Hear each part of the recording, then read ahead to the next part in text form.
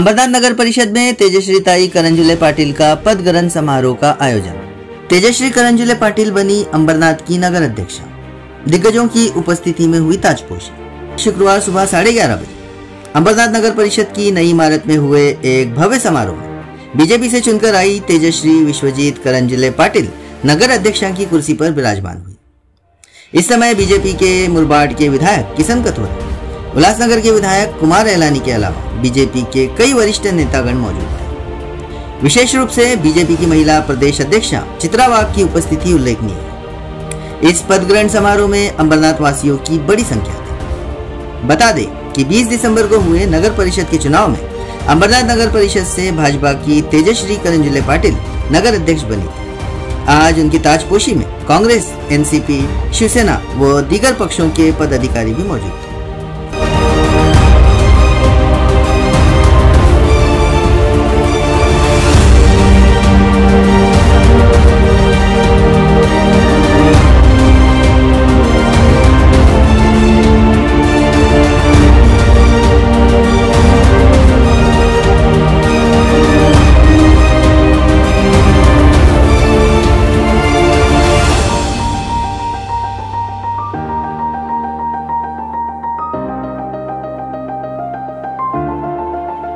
मला अत्यंत आनंद आहे। एक सुशिक्षित अशी आमची सहकारी तेजश्री करंजुले पाटील हिने आज नगराध्यक्ष पदाचा चार्ज या ठिकाणी घेतलाय।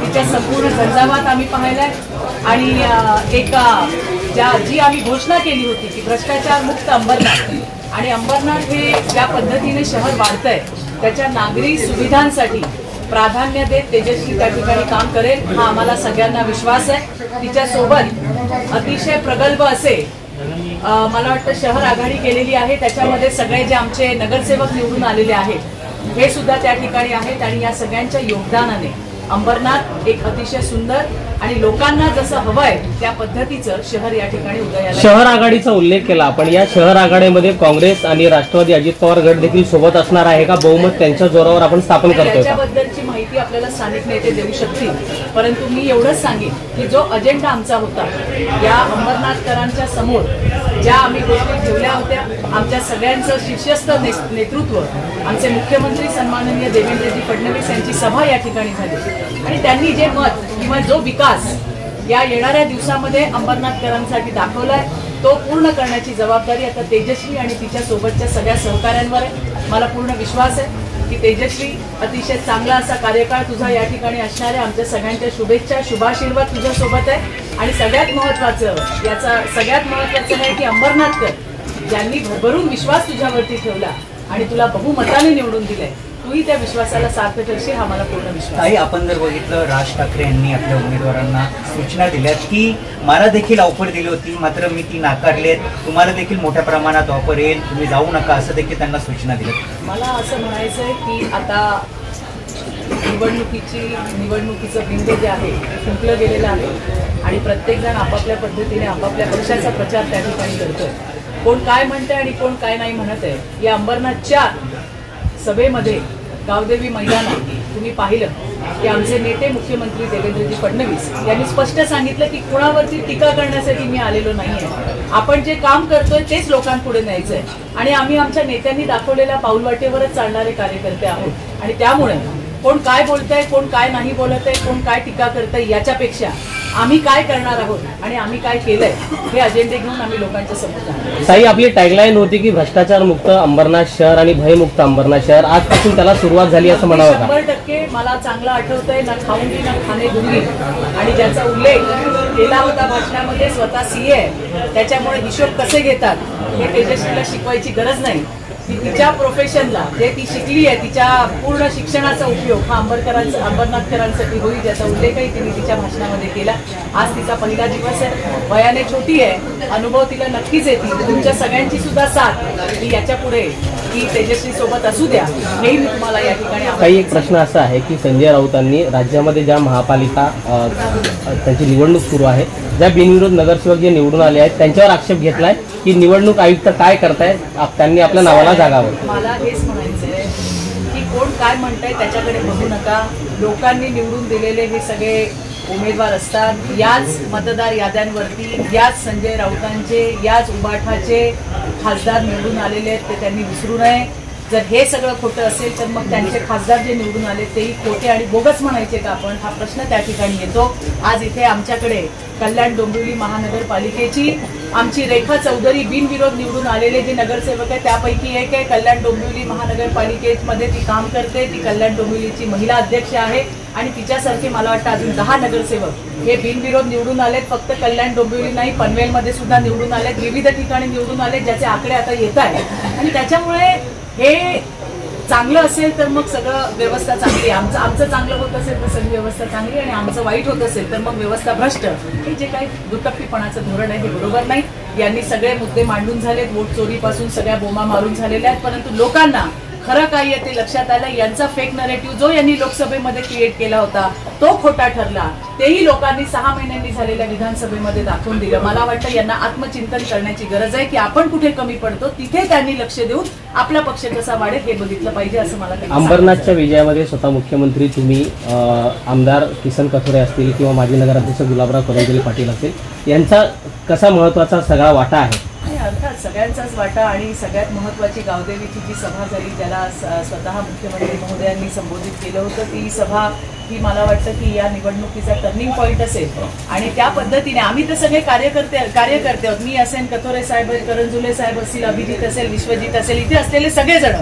परंतु ती जी सभा झाली ती सभा अत्यंत टर्निंग पॉईंट ठरली अंबरनाथची. अंबरनाथला काय देणार आहोत आम्ही आणि अंबरनाथची खऱ्या अर्थाने एक ब्लू प्रिंट काय असणार आहे ती मुख्यमंत्री साहेबांनी त्या ठिकाणी मांडली. आणि त्याच पद्धतीने येणाऱ्या दिवसात या अंबरनाथचा चेहरा मोहरा बदलण्याचं काम होईल. मुंबईच्या महापौरावरून अनेक जण विधान करतात. संजय राऊत आज देखील विधान केलंय की त्यांनी सांगितलं की भाजपवर टीका करताना म्हणतात की भाजपने आम्हाला नेतृत्व शिकू नये, कारण की भाजपला. बघा, मी याच्यावरती एकच सांगेन, मुंबई महानगरपालिकेचा जो महापौर असेल तो महायुतीचा असेल, तो हिंदू असेल, ते आमच्या नेत्यांनी सांगितलंय, तेच आम्ही वारंवार त्या ठिकाणी सांगतोय. आणि त्यामुळे आता लोकांच्या समोर आम्ही आमचा अजेंडा घेऊन जातोय. दिवस फार कमी राहिले. आज 2 तारीख आहे, 16 तारखेला त्याचा रिझल्ट लागणार आहे. त्यामुळे दूध का दूध और पाणी का पाणी हो जाए. धन्यवाद. वंदे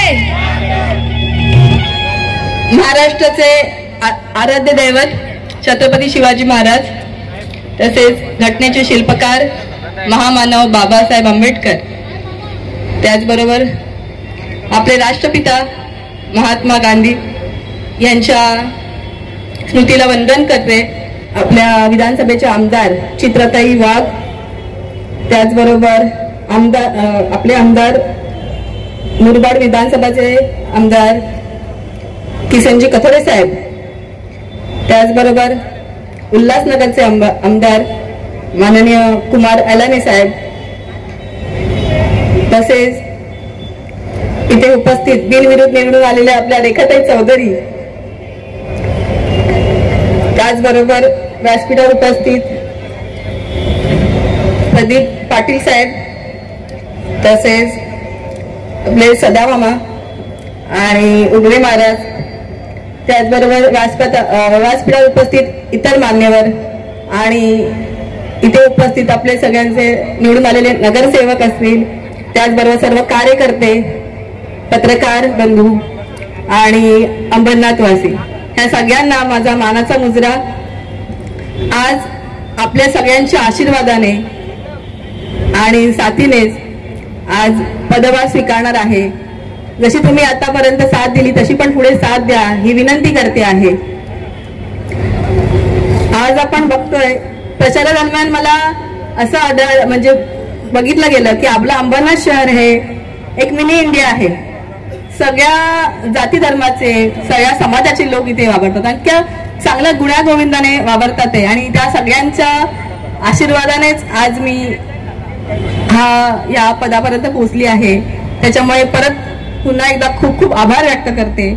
आणि हा पदभार स्वीकारल्यानंतर मला या सगळ्यांना हेच सांगायचं आहे की ज्या नागरी बेसिक सुविधा आहेत, म्हणजे पाण्याचा प्रश्न असेल ते जलद गतीने सोडवण्याचा प्रयत्न, जो अमृत योजना आहे ती आपण राबवणार आहोत.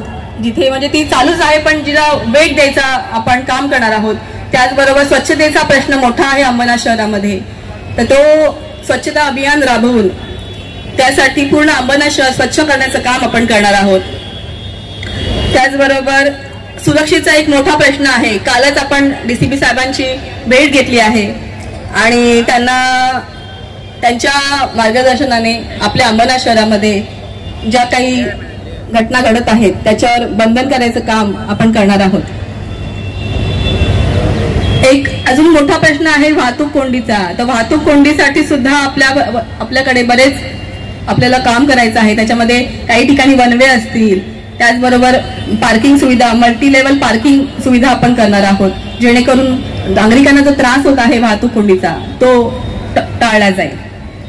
त्याचबरोबर आपल्या नगरपालिकेमध्ये 19 शाळा आहेत, नगर परिषदेच्या, त्यांचा दर्जा उंचवण्याचं काम आपल्याला करायचं आहे, जेणेकरून तिथली पटसंख्या वाढेल आणि जास्तीत जास्त नागरिकांना आपल्या या शाळेचा लाभ घेता येईल आणि शिक्षणाचा चांगला दर्जा आपण वाढवण्याचा पूर्ण प्रयत्न करणार आहोत.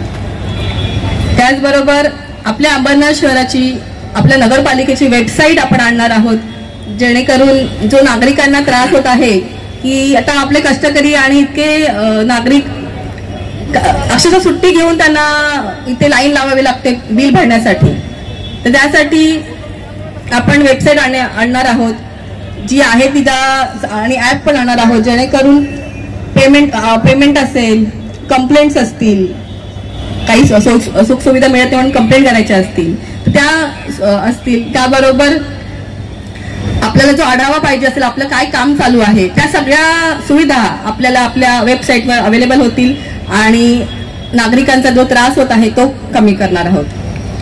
त्याचबरोबर मी तुम्हाला सांगू इच्छिते की बरीच कामं आपल्याकडे सँक्शन झालेली आहेत, पण त्याची जी मंद गतीने कामं चालू आहे त्याची अडचण दूर करून जलद गतीने कशी करता येईल हा पुरेपूर प्रयत्न आणि त्याचा पाठपुरावा मी करणार आहे. त्याचबरोबर अजून एक गोष्ट आहे की आपले सगळे ठेकेदार मंडळी जे आहेत, जे आपले कॉन्ट्रॅक्टर्स आहेत, त्यांना एवढीच विनंती आहे की दर्जेदार काम आम्हाला पाहिजे, की जेणेकरून जे आतापर्यंत झालं ते ठीक आहे, पण त्याच्या पुढे जे काम होईल ते दर्जेदार झालं पाहिजे आणि त्याच्यानंतर आपण त्याचं पाहणी करणार आहोत आणि जर दर्जेदार काम आपल्याला निदर्शनास आलं तर बिल थांबवलं जाणार नाही. बिलाची सुद्धा प्रक्रिया एकदम फास्ट होणार आहे, त्याच्यामुळे आपल्या कामाकडे त्यांनी लक्ष द्यावं एवढंच मी त्यांना सांगेन.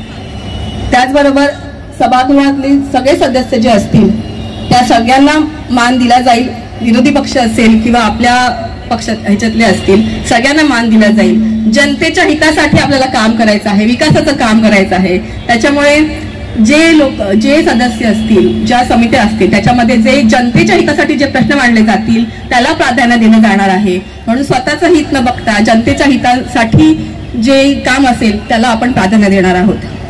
त्याचबरोबर आपले माननीय खासदार साहेब श्रीकांत शिंदे यांचे पण ड्रीम प्रोजेक्ट बरेच आपल्या अंबरनाथमध्ये चालू आहेत, त्यांच्या सुद्धा प्रोजेक्ट्सला जलद गतीने आपण काम करणार आहोत, जेणेकरून ज्या अर्धवट राहिलेले काम आहेत ती लवकरात लवकर पूर्ण होतील आणि आपल्या जनतेला त्यांचा उपभोग घेता येईल. जास्त न बोलता मी अजून एक फक्त एवढीच तुम्हाला सगळ्यांना सांगणार आहे की आपले मुख्यमंत्री देवेंद्रजी फडणवीस साहेब, त्याचबरोबर आपले नगरविकास मंत्री उपमुख्यमंत्री शिंदे साहेब आणि आमचे प्रदेश अध्यक्ष, आमचे मार्गदर्शक रवींद्र चव्हाण साहेब यांच्या मार्गदर्शनाने आणि सतत त्यांच्या पाठपुराव्यानेच हे सगळं शक्य झालं आहे आणि त्यांच्या पाठपुराव्याने त्यांच्या मार्गदर्शनाचं पुढचं काम आम्हाला करायचं आहे. आणि माझं जे शिक्षण आहे त्या शिक्षणाचा पुरेपूर फायदा आपल्या नगरपालिकेला, आपल्या नगर परिषदेला आणि जनतेला कसा होईल ह्याचाच पूर्ण मी प्रयत्न करणार आहे. आणि आतापर्यंत जशी साथ दिली आहे तशीच साथ तुम्ही मला द्या, कारण की आपल्याला 5 वर्ष जी मिळाली आहे त्या 5 वर्षांमध्ये आपल्याला पूर्ण अंबरनाथचा कायापालट करायचा आहे. तर तुम्ही त्यासाठी म्हणजे शांततेच्या मार्गाने आपल्याला काम करायचं आहे, त्याच्यामुळे सगळ्यांनी सहकार्य करा एवढंच मी सांगेन आणि माझे 2 शब्द संपवते. धन्यवाद. जय हिंद, जय महाराष्ट्र, जय भीम.